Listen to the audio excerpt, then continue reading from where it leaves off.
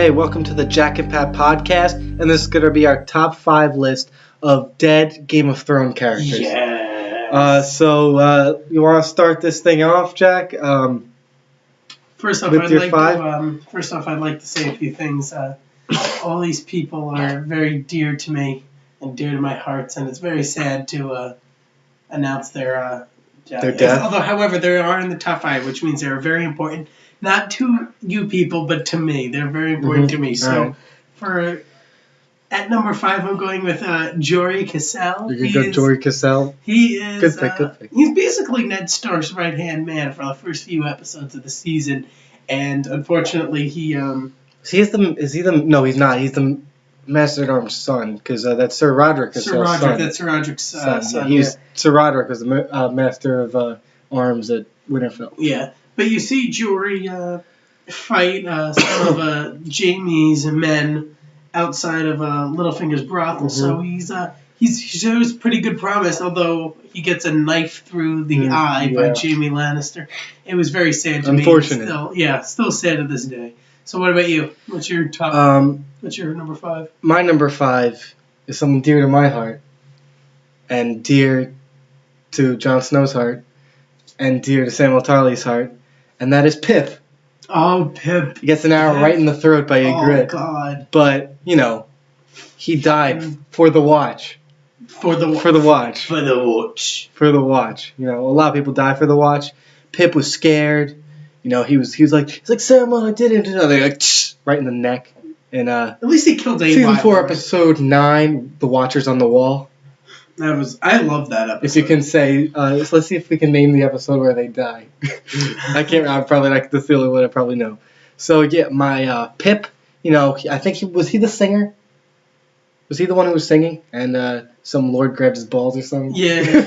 And then Samuel, after he tells Sam that, he's like, "Sing me a song, Pip." And he runs away. So yeah, Pip is my number 5. Who is your number 4? Okay.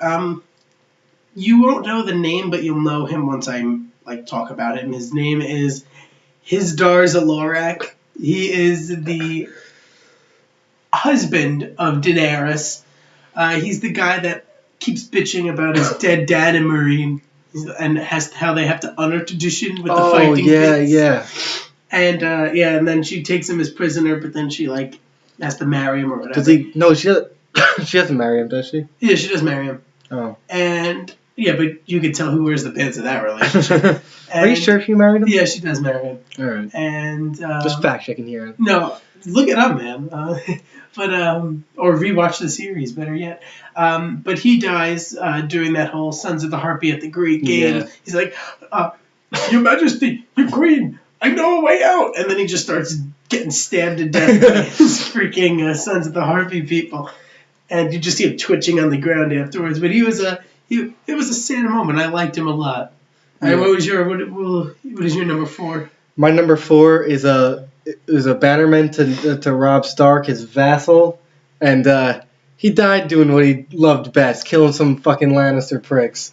Lord Rickard Karstark gets his head cut right off by Robb because Robb's doing the right thing because he just straight up killed 2 Lannister little bitches. Little fucking Lannister bitches, and Robb's like, you can't do that. They were boys! I'm pretty sure he screams at him. So, Lord Rickard Karstark, it was all worth it for him, probably. He got some satisfaction killing those little children. I think that would be a good time to include your Twitter account. Yeah, at Lord_Karstark. It's a shame he's not number 1, but, there's so many good characters. Yeah, I 100% agree. So that's a good Lord Karstark, he's number 4 on my list, but number 1 in my heart. So who's your number 3? All right, for number 3, I'm gonna have to go with Sir Barristan Selmy. Barristan Selmy, yeah. He narrowly didn't make my list, but you know what I really like? I was so disappointed in that show because starting from season 1, they always talked about how great of a swordsman Barristan Selmy was. Oh, he was one of the best swords I've ever seen. And you know what? We see him fight for 30 seconds, and then he fucking dies. Well, how many freaking Son of the Harpy do you expect him to kill? Grey Worm dies too. But you don't see him fight any time before that. I'll fact check that shit if I could. You never see him because I remember for the first time watching it, he just pulls out the sword against the Sons of the Harpy. I'm like, is this the first time I've actually seen him in action? But he fought with honor, and he bitched a little bit while he was dying. All you hear is when he's getting saved, he's like, ah, because he's old. He's an old guy. Yeah. But he kind of bit off a little bit more than he could chew with those Sons of the Harpy people. But it's a sad death, sad time, and he did a whole lot for Westeros, and he helped out Daenerys and Essos. So Yep. A good overall guy. You could say, what's your number 3? And what is your God, number fuck 3? you. My number 3 is a very popular character. He's infamous now with 3 words, and it's Hodor. I can't even say Hodor. Hold the door. Hold the door. Yeah, so Hodor is a popular opinion. Hodor. No, I gotta give the people what they want. If I didn't have Hodor on my list, what would my list be? He died. Fuck you. He's not on my list. He didn't even choose to die, to sacrifice himself. Do you think he even knew he was dying? No. He was like, Hodor. Hodor is like, hold the door. Hold the door. So, sorry for the coughing. I'm fucking dying over here. I am dying. I don't know what it is. I got some grayscale. Maybe if Ser Jorah died, he'd be on my list. But no, it's Hodor. Poor Willis. In the book, it's Walder. Who fucking cares? It's Hodor. That's what we know him by. Hold the door. Hodor, number 3 on my list. Number 1 in my heart. Oh, well said. I got a lot of number 1s in my heart, so. You know what? I just want to say one quick thing before I move on to my next one. Whenever a new episode of Game of Thrones starts, I always get on the floor and I start twitching like Hodor. It's like my excitement. Hold the door. Hold the door. But yeah, so are you gonna give me an intro? All right. Well, I was waiting for you to be done. So, what's your number 2? All right. Number 2. Everybody will agree with me on this, but they might say it's their number 1 favorite dead character. It's not because it's his favorite character, but it's their favorite character to watch die, and I'm going to go with Ollie. Because that was fun. Me and Pat were the only people. For the first time we saw him, when he was in that village with his parents, we're like, "Oh, this kid's gonna be a prick." I hate him. I hate him right from the start. Right when the Fen started killing his parents. Because you knew they probably ate them. Exactly. We knew he would grow up to be a bitch, and you know what? He was a bitch, and he died for it. He killed Ygritte. And then he fucking killed Jon Snow, too. He killed the happy couple. Pat, he killed the happy couple. I know. But, yeah, Jon, when he's getting stabbed by his Night Watch, and then Ollie comes up, and he's like, oh. Like, I'm sure it's going through his head. He's like, oh, Ollie won't kill me. And you know what? Pat's still coughing. I'm sorry. But he's like, oh, he won't kill me. Or he won't stab me. Not only does he stab me, he stabs right in the heart. I'm right. Fucking prick. And you know what? And he was hanged for it. Jon hanged him and hung him. Hanged. He hanged him, and you know what? He deserved it, and it felt so satisfying watching that little fucker die. Just like those little Lannister pricks, right, Pat? Yes. Lord Karstark would be proud. So he's definitely my number 2. So what is your number 2? My number 2 is the Half-Hand. Qhorin Half-Hand. Qhorin Half-Hand, the Half-Hand. You killed the Half-Hand. So, yeah. Qhorin Half-Hand was the first ranger of the Night's Watch, and he died for the watch. And his watch ended with Jon Snow's stab right in his stomach. What can I say? He was amazing. He died for the watch. How many people can say that they died on him? He chose to die for the watch. He didn't just die because he was like fighting. He's like, Jon, fucking kill me, so you can get the lowdown on these wildling pricks. And then when they come attack the wall, you know what's going on. And you know what, Jon? Jon knew what was going on when all those wildlings came and attacked the wall. And now he's friends with them. So look how he's friends with everybody. Look how things work out. Not the Boltons, well, they're all dead, and not the Lannisters, which there's 3 of them left. So all the kids are dead. So yeah, Jon knew what was going on when they attacked, and now he's friends with them. Everything works out in the end. And Qhorin Half-Hand, number 2 on my list, and number 1 in my heart.